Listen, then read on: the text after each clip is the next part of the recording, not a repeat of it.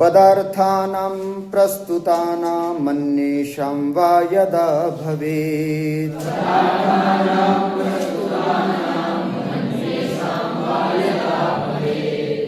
एकधर्माभिसम्बन्धः स्यात् तदा तुल्ययोगिता।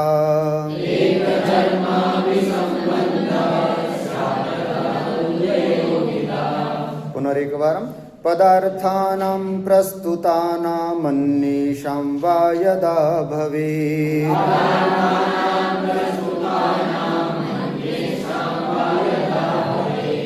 एकधर्माभिसम्बन्धः स्यात् तदा तुल्ययोगिता।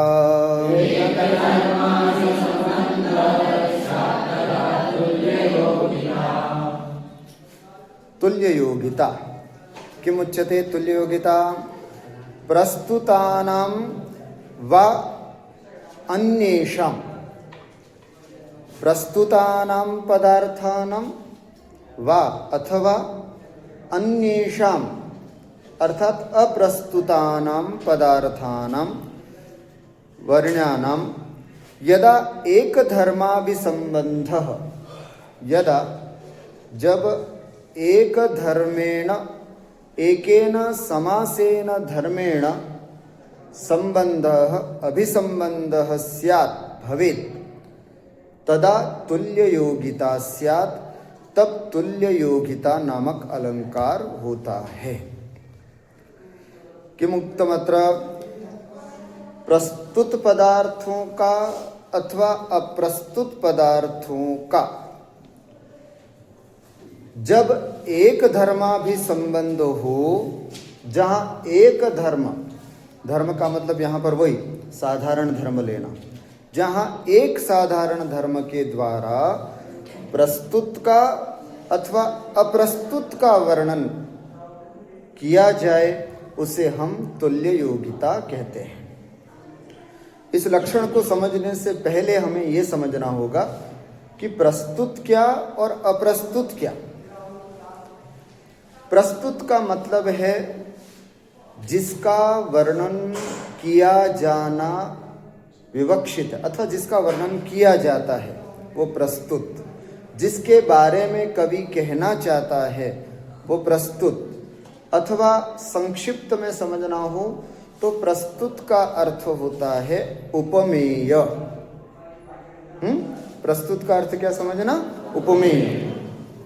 दो तीन शब्द हैं, ये पर्यायवाची हैं। प्रस्तुत बोलो, प्रकृत बोलो, उपमेय बोलो, ये सब पर्यायवाची है।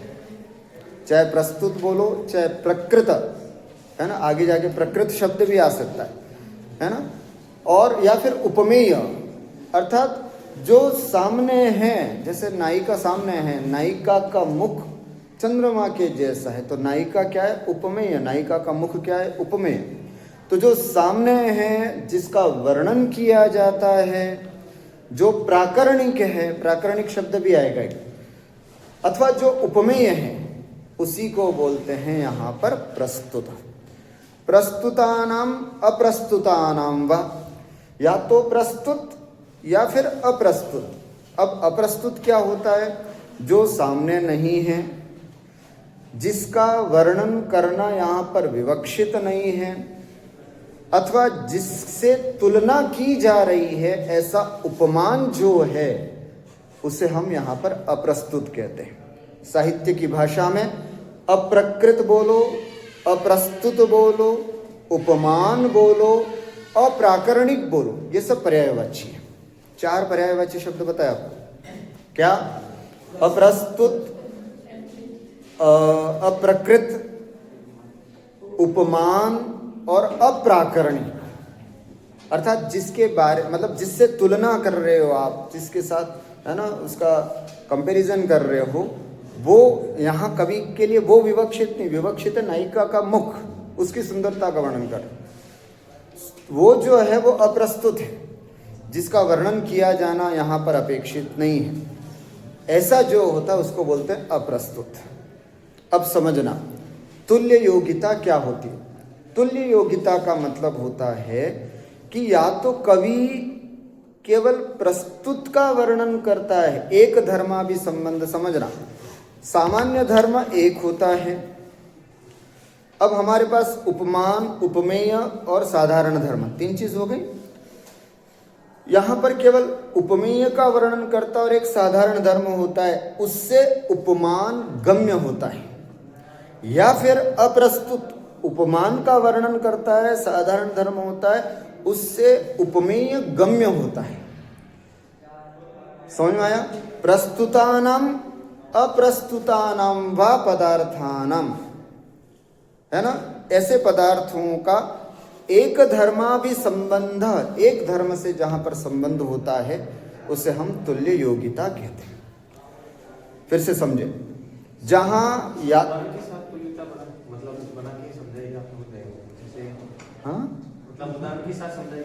मैं वही कह रहा हूं, ऐसे ही समझते ना। जैसे प्रस्तुत और अप्रस्तुत, प्रस्तुत का मतलब है कि जिसका वर्णन आपको करना है वो प्रस्तुत, और जिसके साथ आप तुलना करते हुए वर्णन कर रहे हो।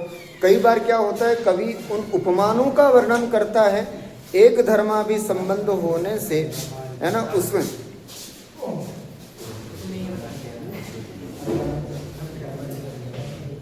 जैसे एक अप्रस्तुत का उदाहरण है ना, एक बहुत अच्छा गाना मुझे ध्यान में आया था, मैं लिख के लाया उसको, है ना।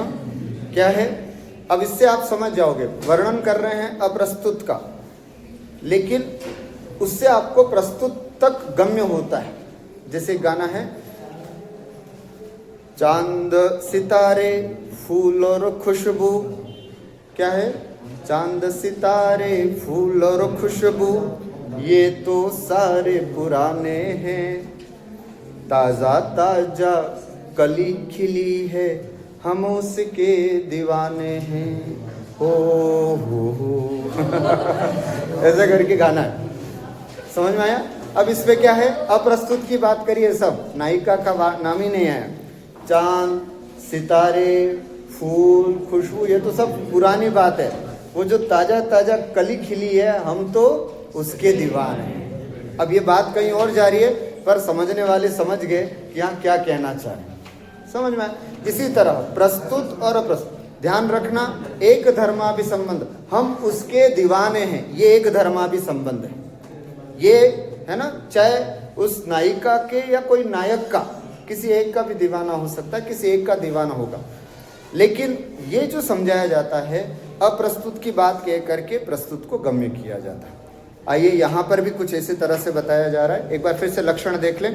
प्रस्तुतानाम पदार्थानाम, प्रस्तुत पदार्थों का, वा अथवा अप्रस्तुतान अन्येषां नाम अप्रस्तुतानां पदार्थानां यदा एक धर्माभि संबंधः स्यात्, जब एक धर्माभि अर्थात एक साधारण धर्म से जब संबंध होता है, तदा तुल्य योगिता भवेत्, तब उस समय तुल्य योगिता होना चाहिए, उसे हम तुल्य योगिता कहते हैं। अस्तु, इदानीम अत्र पश्यतु, केवलं प्रस्तुतानाम् अप्रस्तुतानां वा एक धर्माभि संबंधः तुल्य योगिता। इन्होंने स्पष्ट कर दिया कि आपके इस कथन में या तो केवल प्रस्तुत का वर्णन होगा या केवल अप्रस्तुत का ही वर्णन होगा।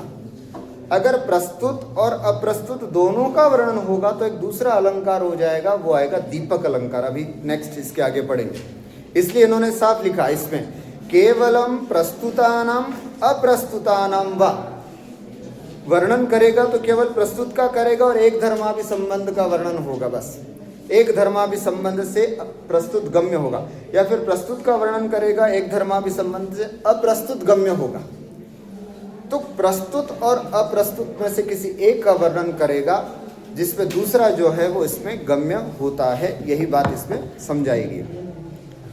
अस्तु, इदानीम अत्र पश्यतु, तुल्य धर्म योगाच्च अत्र तद योगिनाम औपम्यम व्यज्यते, मतलब तुल्य योगिता में तुल्यता जो है वो गम्य होता है, उससे जो सदृश्यता होती है, मैंने कहा ना उपमेय का वर्णन कर रहा है तो उपमान गम्य होता है, उपमान का वर्णन कर रहा है तो उपमेय गम्य होता है, वाच्य नहीं, उसको शब्दों के द्वारा बयान नहीं किया जाता है बल्कि उसको समझा जाता है। अस्तु, इदानीं यथा अत्र एकम् उदाहरणं दत्तमस्ति, पश्यामः। दो मैंने बात बताई थी कि तुल्य योगिता में कवि केवल या तो प्रस्तुत का वर्णन करेगा या केवल अप्रस्तुत का वर्णन। दो उदाहरण दे रहे हैं आपके सामने। केवल जब प्रस्तुत का वर्णन करेगा तब क्या स्थिति बनेगी, उदाहरण देखें। केवल अप्रस्तुत का होगा तब क्या स्थिति बनेगी, वो दूसरा उदाहरण। इस तरह से दोनों उदाहरण यहाँ पर देंगे। पश्यतु। यम सर्वशैलाः परिकल्प्य वत्सम्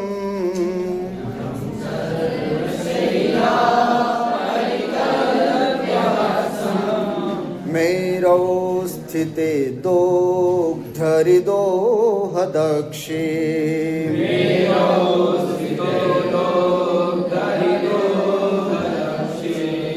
भास्वन्ति रत्नानि महोषधीश्च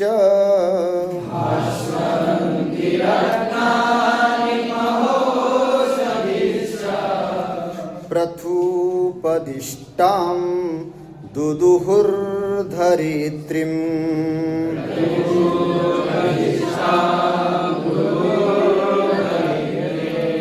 कुमार संभवस्य प्रथम सर्गे हिमालयस्य वर्णन प्रसंगे एतत् पद्यम् अस्ति। कस्य वर्णनम् अस्ति? हिमालयस्य। हिमालयस्य कस्य वर्णनम् अस्ति? हिमालयस्य। कथम् अत्र वर्णितं पश्यतु। सर्वशैलाः यं वत्सं परिकल्प्य, सर्वशैलाः, शैलः इत्युक्ते पर्वताः, सभी पर्वत यम जिस हिमालय को वत्सम परिकल्प्य, जिसको वत्स मान करके, दोहदक्षे मेरौ दोग्धरि स्थिते, है ना, दोहदक्षे अर्थात दोहन करने में समर्थ, मेरौ सुमेरु पर्वत, है ना, सुमेरु पर्वत के दोग्धरी दोहनकर्ता के स्थित होने पर पृथुपदिष्टाम धरित्रीम दुदुहु, है ना। पृथुपदिष्टाम, पृथु राजा है जिसके नाम से इसका क्या नाम पड़ा? पृथ्वी। पृथुपदिष्टाम, पृथुना तन्नामकेन वेन सुतेन राज्ञा उपदिष्टाम इद्रिक्तया प्रदर्शिताम धरित्रीम नाम पृथ्वीम, इस पृथ्वी को क्या किया? भास्वन्ति रत्नानि, भास्वन्ति माने देदीप्यानि, रत्नानि चमकते हुए रत्न, महोषधिश्च और संजीवनी जैसी बहुत अच्छी अच्छी जो औषधियां हैं वो दुदुहु अर्थात दोहन किया। मेरु पर्वत को गाय बताया और हिमालय को किसकी तरह बताया? वत्स के समान, है ना। आपने देखा ना कि वत्सम परिकल्प्य, यम वत्सम परिकल्प्य, सभी शैल पर्वत, है ना, बताया। सर्वशैलाः यम वत्सम परिकल्प्य, सभी पर्वत जो हैं जिसको हिमालय मान करके, जिस हिमालय को वत्स मान करके, यहाँ पर मेरु पर्वत को गाय मान करके, अर्थात जब बछड़ा गाय से दूध पी लेता है तो फिर आराम से उस गाय के दूध को दोहन किया जाता है। देखा होगा आप लोगों ने, गाय का दोहन के करने से पहले बछड़े को दूध पिलाया जाता है, उसके बाद दोहन करा दिया जाता है। इसी प्रकार यहाँ पर वर्णन कर रहे हैं हिमालय का। हिमालय को क्या बताया है? वत्स, बछड़े की तरह है ना। और मेरु पर्वत जो है वो यहाँ पर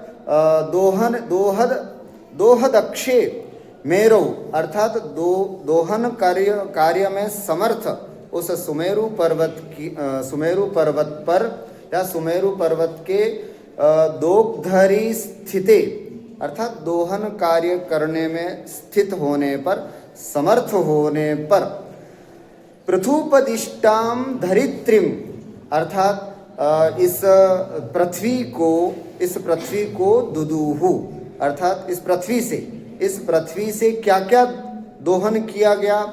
इस पृथ्वी से क्या क्या प्राप्त किया गया, तो बता रहे हैं भास्वंती रत्नानि, देदीप्यमान रत्न, और महोषधिश्च, और महोषधि प्राप्त किया गया। तो कहने का मतलब है यहाँ पर जो वत्स बताया गया है, उपमा, वत्स जो है बछड़ा जो है वो उपमान है। उपमेय कौन है? हिमालय। प्रस्तुत कौन है? हिमालय। हिमालय का वर्णन किया जा रहा है। और उपमान के रूप में कौन है यहाँ पर? वत्स, बछड़ा। उपमेय कौन है? मेरू पर्वत। और गाय के समान कौन है? क्या बोलते हैं? हाँ, मेरू पर्वत। तो ऐसी स्थिति में यहाँ जैसे गाय से सब कुछ प्राप्त किया जा सकता है, इसी प्रकार इस हिमालय पर्वत से भी सब कुछ प्राप्त किया जा सकता है, ऐसा यहाँ पर बताया। तो कुल मिलाकर के यहाँ पर देखो, इसमें लिखा है अत्र हिमवत वर्णनस्य प्रकृतत्वात्। हिमालय का वर्णन जो है वो प्रकृत है, प्रस्तुत है, उपमेय है। तद्गत औषधि रत्नानाम द्वयानामपि प्रकृतत्वम। अब उस हिमालय में पाई जाने वाली औषधि और रत्न दोनों भी यहाँ पर प्रकृत हैं, प्रस्तुत हैं, उपमेय रूप हैं। तेषाम दोहन क्रिया रूप। अब इसमें एक धर्माभि संबंध क्या है? दोहन क्रिया, है ना। तो दोहन क्रिया रूप एक धर्माभि संबंधात, एक धर्माभि संबंध होने से, जैसे गाय से दूध दुहा जाता है, इसी तरह से पृथ्वी से या हिमालय से रत्न और औषधियाँ प्राप्त हो जाते। तो दुदुहु शब्द जो है वो एक क्रिया मतलब समान धर्म है। तो दोहन क्रिया रूप एक समान धर्म संबंधात औपम्यस्य गम्यत्वात्, औपम्य के गम्य होने से केवल प्राकरणिक विषयोयम, केवल यहाँ पर प्राकरणिक विषय है, केवल यहाँ पर प्रस्तुत विषय का वर्णन किया गया है, केवल यहाँ पर प्रकृत विषय का वर्णन किया गया है। इसलिए यह तुल्य योगिता अलंकार समझना चाहिए। ठीक है। वर्णन कौन है? प्रस्तुत कौन है यहाँ पर? हिमालय। हिमालय कौन है? वर्णन यहाँ पर किसका वर्णन किया गया? हिमालय का। हिमालय से प्राप्त होने वाली औषधियाँ, हिमालय से प्राप्त होने वाली रत्न, ये सब यहाँ पर प्रस्तुत है। और दोहन क्रिया रूप जो क्रिया की साम्यता है वो यहाँ पर, मतलब आगे जा कर के इस तुल्य योगिता अलंकार के भी नहीं, तुल्य दीपक अलंकार के दो भेद करेंगे, क्रिया और कारक करके। तो यहाँ पर दोनों प्रस्तुत होने से प्रस्तुत का उदाहरण जानना चाहिए। अब एक और अप्रस्तुत का भी उदाहरण है, उसको भी देखें। नागेंद्र हस्तास्त्वचिकर्कशत्वा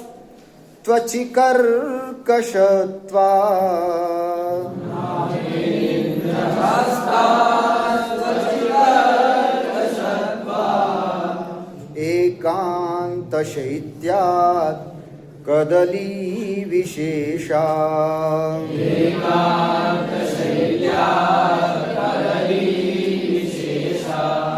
शैल्यात् में शैत्यात् है ना, एकांत शैत्यात्। लब्ध्वापि लोके परिणाहि रूपम्,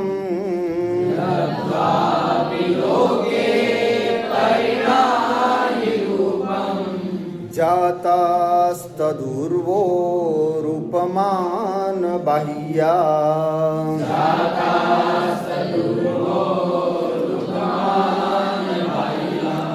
कुमार संभवस्य प्रथमे सर्गे पार्वत्याः वर्णनम इदम, अर्थात इसमें पार्वती के सौंदर्य का वर्णन किया गया है। क्या कह रहे हैं? नागेंद्र हस्ताः, नागेंद्र इत्युक्ते ऐरावत हाथी समझ लीजिए। ऐरावतादि नाम हस्ता, हस्त का मतलब होता है कर, कर का मतलब होता है शुंड। हाथी का हाथ क्या है? शुंड, है ना। करह अस्ति अस्य इति करी, इसलिए हाथी को करी बोला जाता है। करी, करिणो, करिणः। उस शुंड को हस्त भी बोला जाता है। तो हस्तः अस्य अस्ति इति हस्ती, तो हस्ती, हस्तिनौ, हस्तिनः, हाथी के लिए हस्ती शब्द आता है ना। तो ऐसे, तो करीबी इसके लिए। तो यहाँ शब्द है नागेंद्र हस्ता, अर्थात ऐरावत हाथी के कर, अर्थात शुंड जो है वो त्वची कर्कशत्वात्, त्वची उसकी जो त्वचा है वो कैसी है, कर्कश है, अर्थात अत्यंत कठोर है, एक चीज। और दूसरा सब अप्रस्तुत का वर्णन किया जा रहा है। कदली विशेषाः, कदली केले का पेड़, वो जो है वो एकांत शैत्यात्, अर्थात अत्यंत शैत्य होने से लोके परिणाहि, है ना, लोके परिणाहि रूपम लब्ध्वापि, लोक में बहुत अत्यधिक विपुलता होने के बावजूद भी तदूर्वोः उपमान बाह्याः जाताः, है ना, तस्याः पार्वत्याः उर्वोः, अर्थात दोनों उरु अर्थात जंगाओं की जो स्थिति है वो उपमान बाह्याः, उपमान क्रियानर्हा, अर्थात उपमान क्रिया से बाह्य की अवस्था को प्राप्त हो गए। क्या मतलब, साहित्य में प्रायः कभी किसी की उरु अर्थात जंगाओं की तुलना अथवा उपमान दिया जाता है तो हमेशा हाथी की सूंड से या केले के पेड़ से तुलना की जाती है। ऐसा साहित्य में दिया जाता है कि नायिका की जो जंगा है वो ऐसी है, ऐसी करके ऐसी तुलना की जाती है। यहाँ कवि महाकवि कालिदास कह रहे हैं पार्वती का वर्णन करते हुए कि उस समय नायिका की सुंदर जंगाएं इतनी सुंदर थी कि हम उसकी तुलना हाथी के शुंड से भी नहीं दे सकते क्योंकि वो कर्कश होती है ना, और हम इससे भी नहीं दे सकते, किससे, केले के पेड़ से भी नहीं दे सकते क्योंकि वो अत्यंत शीतल होती है। इसलिए नायिका की जो उरु जंगाएं हैं वो क्या हो गई, उपमान बाह्याः, अर्थात उपमान से बिल्कुल बाहर हो गई, अर्थात अनुपम हो गई। उपमा से बाहर होने से अनुपम हो गई, अर्थात तद उर्वोर न कार्कश्यम, तुम्हारी जंगाओं में न तो कर्कशता है, नाप्येकांत शैत्यम, और न ही एकांत रूप से शीतलता है, अर्थात ये दोनों ही चीज इनमें नहीं पाई जाती हैं, इसलिए उपमान बाह्याः, उपमान से बाहर हो गए। अब देखो, अत्र नागेंद्र हस्तानाम कदली विशेषाणाम च, यहाँ पर नागेंद्र अर्थात ऐरावत आदि हाथियों के शुंड का और कदली विशेषणानाम च, और कदली विशेषों का, द्वयानाम अपि अप्रस्तुतानाम, ये दोनों अप्रस्तुत हैं, है ना, प्रस्तुत नहीं है, ये दोनों अप्रस्तुत, उसके माध्यम से नायिका की जंगाओं को समझाया जाए। तो द्वयानाम अपि अप्रस्तुतानाम परिणाहि रूप लाभ क्रियायाः समान धर्मस्य संबंधात्। अब यहाँ पर समान धर्म क्या है, एक धर्माभि संबंध बोला, तो यहाँ समान धर्म क्या है, तो कहते हैं वैपुल्य युक्तम, अत्यंत विपुलता दोनों में है, हाथी की सुंड भी विपुल है और कदली स्तंभ भी विपुल है, और नायिका की जंगा भी विपुल है ना, विस्तृत है। तो ये एक धर्माभि संबंध था, यहाँ पर, यहाँ एक धर्माभि संबंध था, इसलिए एक धर्माभि संबंध होने के कारण यहाँ, और वर्णन पूरा अप्रस्तुत का यहाँ पर हुआ है, अर्थात शुंड का वर्णन किया या फिर कदली शाखा का वर्णन किया, तो वो सब अप्रस्तुत का वर्णन करने के कारण यह तुल्य योगिता का उदाहरण जानना चाहिए। इसलिए लिखा यहाँ पर केवल अप्राकरणिक विषयकम इदम उदाहरणम, इसमें केवल अप्राकरणिक वस्तुओं का वर्णन किया, इसलिए ये अप्रस्तुत तुल्य योगिता का उदाहरण बनता है। ठीक हो गया। तो एक प्रस्तुत का और एक अप्रस्तुत का। प्रस्तुत में केवल हिमालय का वर्णन किया है ना, गाय का और इन सब का वर्णन नहीं किया, उपमान का वर्णन नहीं किया, केवल उपमेय का वर्णन किया। और अप्रस्तुत में केवल उपमानों का वर्णन किया है, उपमेय का वर्णन नहीं किया है। इसलिए ये दोनों प्रकार के, अर्थात प्रस्तुत तुल्य योगिता और अप्रस्तुत तुल्य योगिता, दोनों प्रकार की तुल्य योगिता यहाँ पर होती है। अब देखते हैं अपन दीपक अलंकार। दीपक अलंकार किसे कहते हैं, और अब यहां पर बस इतना ही समझना, तुल्य योगिता में क्या हुआ था। तुल्य योगिता में कवि या तो केवल प्रस्तुत का वर्णन करता है, अप्रस्तुत समझना होता है, या फिर अप्रस्तुत का ही वर्णन करता है ना, प्रस्तुत को समझना होता है। यहां पर क्या होगा, दीपक में एक ही साधारण धर्म होगा, यहां पर भी साधारण धर्म एक ही होगा, लेकिन दोनों का उपमेय का भी और उपमान दोनों के साथ संबंध होगा। साधारण धर्म का दोनों का साथ वर्णन होगा, मतलब एक साधारण धर्म का उपमेय और उपमान दोनों के साथ संबंध बताया जाएगा, इसलिए यहाँ दीपक अलंकार है। वैसे नाम से भी पता चलता है, जिस तरह से दो कमरों में प्रकाश करना हो तो दीपक एक जगह रख दिया जाता है देहली पर, तो इस रूम को भी प्रकाश होता है, इस रूम को भी प्रकाश होता है।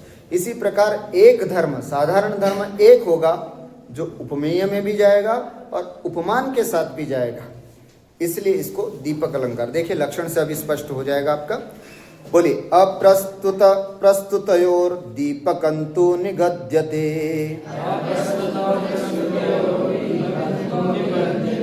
अप्रस्तुत प्रस्तुतयोर दीपकंतु निगद्यते।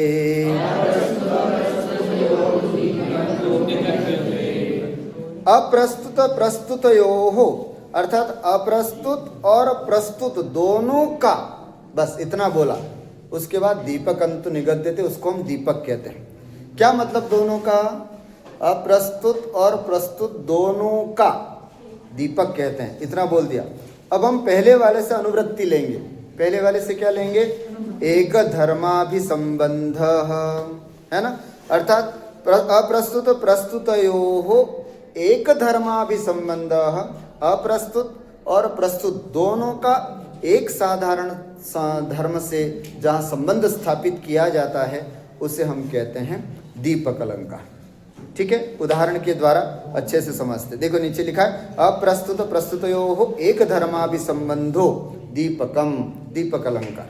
कई बार 2-2 नंबर में अथवा 5 नंबर 4 नंबर में भी पूछा जाता है, दीपक तुल्य योगितयोः को भेद है ना, इन दोनों में क्या भेद है। तो प्रस्तुत और अप्रस्तुत वर्णन दोनों में होता है, बस ये है तुल्य योगिता में कवि केवल अप्रस्तुत का वर्णन करता है और एक धर्माभिसंबंध होता है, और दीपक में प्रस्तुत और अप्रस्तुत दोनों का वर्णन करता है और एक धर्माभिसंबंध होता है। साधारण धर्म दोनों में एक ही होता है, और दीपक में दोनों का वर्णन होता है, तुल्य योगिता में केवल एक का वर्णन होता है, यही इसमें विशेष है। आइए अब इसका उदाहरण है, ये भी शिशुपाल वध से लिया गया है। बलावले पादधुनापि पूर्ववत्,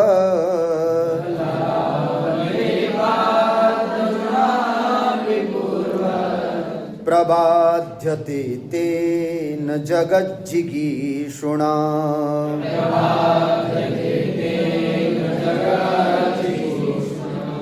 सती च योषित् प्रकृतिश्च निश्चला,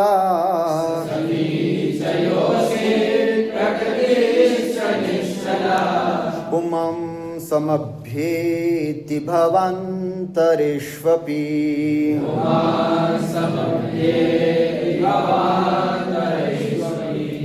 बलावलिपत है ना, अर्थात कुत्र अस्ति तद एक धर्माभिसंबंधम, है ना। माघे प्रथमे शिशुपाल वर्णनम इदम, महाकवि माघस्य शिशुपाल वधम एक महाकाव्यम अस्ति, तस्मिन् महाकाव्ये प्रथम सर्गे एतत् पद्यम वर्तते।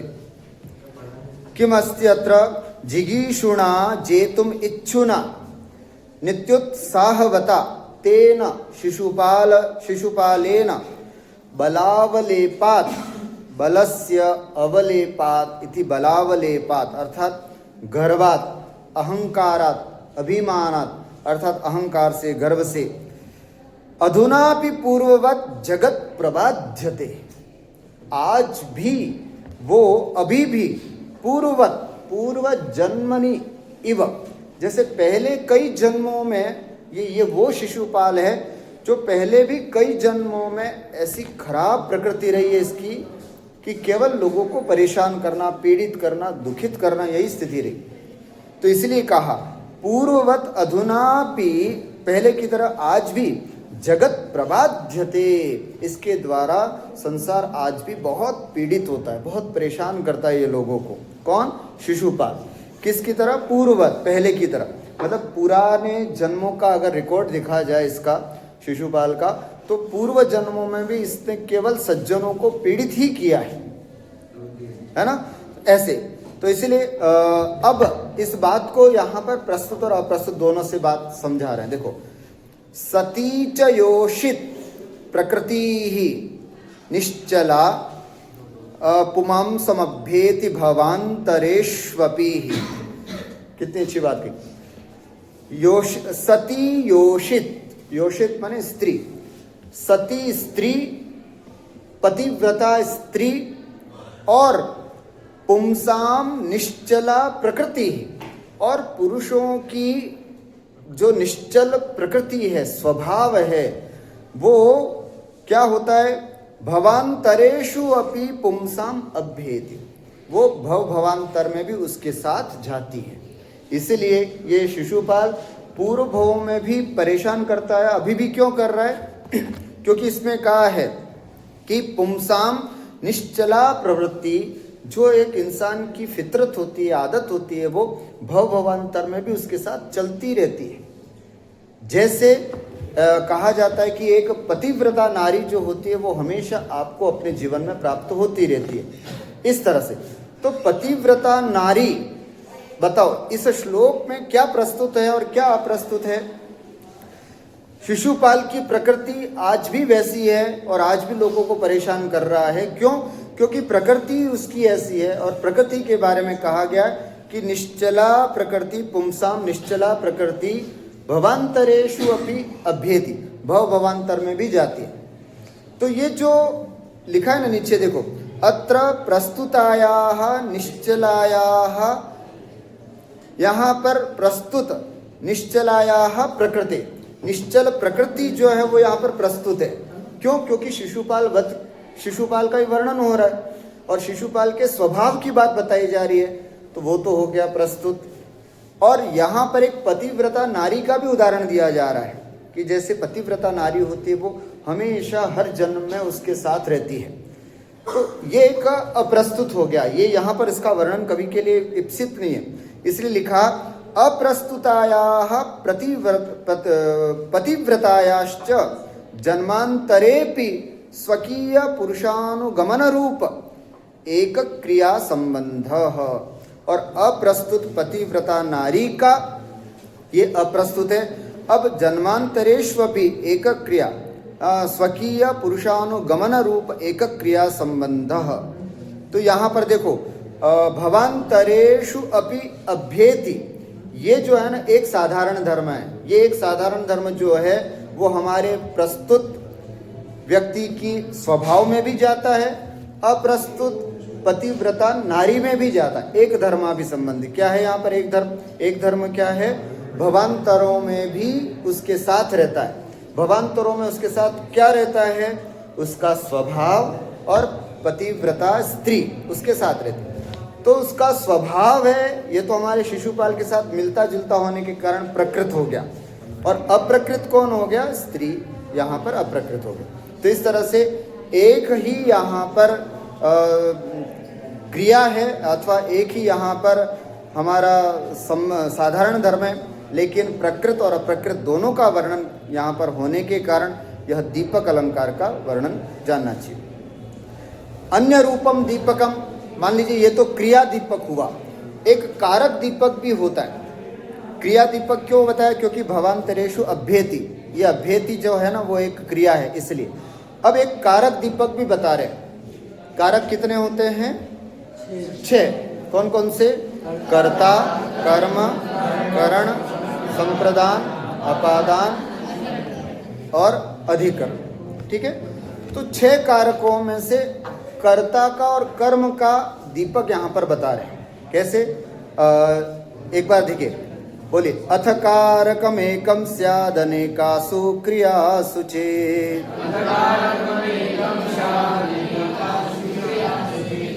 अनेकासु, ध्यान से सुनना, अनेकासु क्रियासु अथ एकम कारकम चेत। अनेक क्रियाओं में जब एक कारक होता है तो उसे हम कारक दीपक बोलते हैं।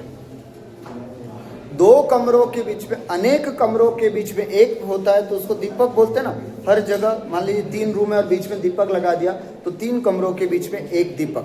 उसी प्रकार एक से ज्यादा 2, 3, 4 क्रियाएं हैं और उसके बीच में कारक एक हो तो उसको बोलते हैं कारक दीपक, है ना, उसको बोलते हैं कारक दीपक।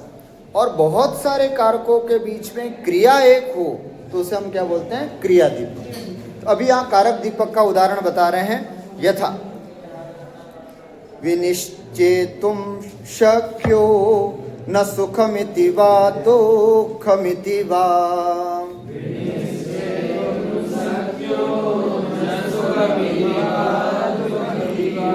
प्रमोहो निद्रा वा किमु विष विसर्पः किमु मदः।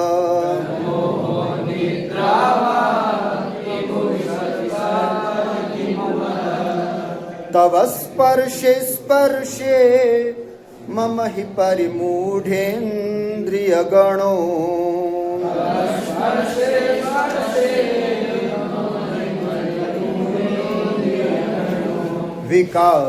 विकारश्चैतन्यं भ्रमयति च सम्मीलयति च।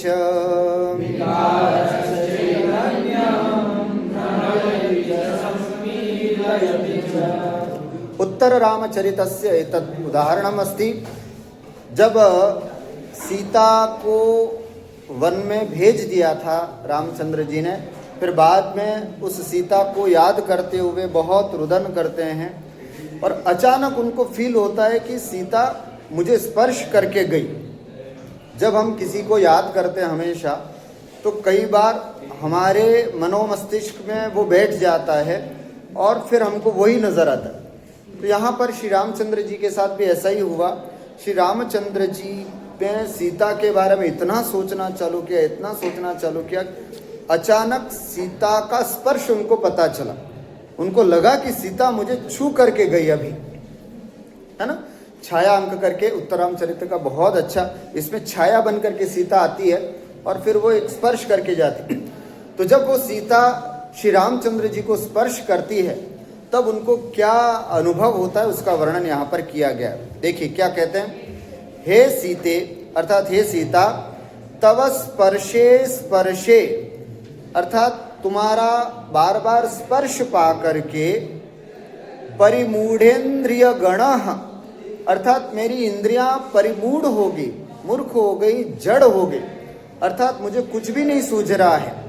तो परिमूढ़ः अर्थात स्व विषय ग्रहणा समर्थ, अपने अपने विषयों को ग्रहण करने में ये इंद्रियां क्या हो गई, असमर्थ हो गई। इसको बंद कर देना दयाल। असमर्थ हो गई अर्थात अपने अपने विषयों को ग्रहण करने में असमर्थ हो गई।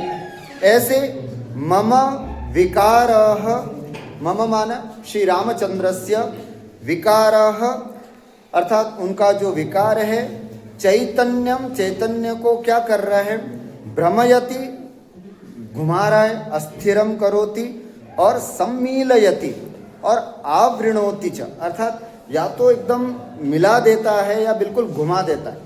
ये जो विकार है, सीता के स्पर्श रूपी जो मुझे विकार हुआ है, विकार प्राप्त हुआ है, वो विकार ऐसा हो रहा है कि वो मेरे चैतन्य को या तो एकदम मिला देता है या मेरे चैतन्य को बिल्कुल हटा देता है, बिगाड़ देता है। ऐसी स्थिति यहाँ पर प्राप्त होती है। अर्थात मैं ये समझ नहीं पा रहा हूँ कि विकार सुख है या दुख है। इति विनिश्चेतुम न शक्यः, ये निश्चय नहीं कर पा रहा हूँ कि ये सुख है या दुख है। मैं ये भी निर्णय नहीं कर पा रहा हूँ कि ये प्रमोह है या निद्रा है। प्रमोह माने होता है मूर्छा है या फिर निद्रा है। मैं ये भी निर्णय नहीं कर पा रहा हूँ विष विसर्प है या मद है, अर्थात किसी सर्प का जहर है या फिर उन्माद है। ऐसा यह विकार मेरे में आ रहा है। अर्थात जब सीता का स्पर्श प्राप्त हुआ तो मेरी इंद्रियां फीलिंग करना बंद कर देती हैं और मैं ये समझ ही नहीं पा रहा हूँ कि क्या हो रहा है, मुझे सुख हो रहा है या दुख हो रहा है, मुझे मूर्छा हो रही है या नींद आ रही है, ये विष का सर्प है या मद है, ये किसी भी प्रकार का निर्णय करने में मैं समर्थ नहीं हो पा रहा हूँ। ये विकार जो है वो मेरे चैतन्य को क्या कर रहा है, भ्रमयति सम्मीलयति, है ना, भ्रमित भी कर रहा है और सम्मिलित भी कर रहा है। अब देखो यहाँ पर दीपक अलंकार कैसे है वो हम देखेंगे। यहाँ पर क्रियाएं कितनी हैं, एक है या अनेक हैं, अनेक। कौन कौन सी, एक तो है भ्रमयति और दूसरी है सम्मीलयति, दो क्रियाएं हैं। और कारक जैसे कर्ता कारक, कर्ता कारक कौन है यहाँ पर, विकारः, विकारः कर्ता कारक, विकारः भ्रमयति, विकारः सम्मीलयति। तो एक विकार कारक एक होने से, है ना, मतलब जो साधारण धर्म जो है विकारः ये एक है, और जो क्या बोलते हैं प्रस्तुत और अप्रस्तुत जो है भ्रमयति सम्मीलयति ये दो है, अनेक है, ऐसा भी कह सकते हो। तो ये कर्ता कारक हुआ। दूसरा कर्म कारक, कारक दीपक पढ़ रहे अपन, कारक दीपक में क्या है, कारक तो एक होगा, क्रियाएं अनेक होंगी। तो कारक जैसे कर्ता कारक कौन है, कह भ्रमयति, कह सम्मीलयति, विकार। तो विकार करता है, एक ही करता है लेकिन क्रियाएं दो हैं, इसलिए दीपक अलंकार। किम सम्मीलयति, किम भ्रमयति, तो चैतन्यम। तो कर्म कारक भी एक है, तो कर्म कारक एक है और क्रियाएं दो हैं, इस कारण से यहाँ पर दीपक अलंकार। देखो इसी बात को लिखा है यहाँ पर, अथ भ्रमयति सम्मीलयति च इत्युभयोः क्रिययोः। ये दो क्रिया सम्मीलयति और भ्रमयति, इन दोनों क्रियाओं के कर्तृकारम कर्तृकारकम एकम विकार इति। कर्ता कारक एक ही है, कौन सा, विकार। ये कर्म कारकम च एकम, और कर्म कारक भी एक है, कौन सा, चैतन्यम, चैतन्य। इस प्रकार से एक एक कारक होने से और दो दो क्रियाएं होने से यह जो अलंकार है वो दीपक अलंकार है। और दीपक अलंकार में प्रस्तुत और अप्रस्तुत दोनों का एक सामान्य धर्म से संबंध हुआ। प्रस्तुत और अप्रस्तुत यहाँ पर दोनों उपमेय और उपमान होते हैं, उनका एक धर्म से, चाहे वो क्रिया से भी हो सकता है, कारक से भी हो सकता है, गुणों से भी हो सकता है, ऐसा एक धर्माभि संबंध यहाँ पर दिखाने के कारण यह दीपक अलंकार हो गया। अब इसके आगे जो है संदेह अलंकार, इसके बारे में हम आगे की कक्षा में पढ़ेंगे। अस्तु अद्य तावदेव।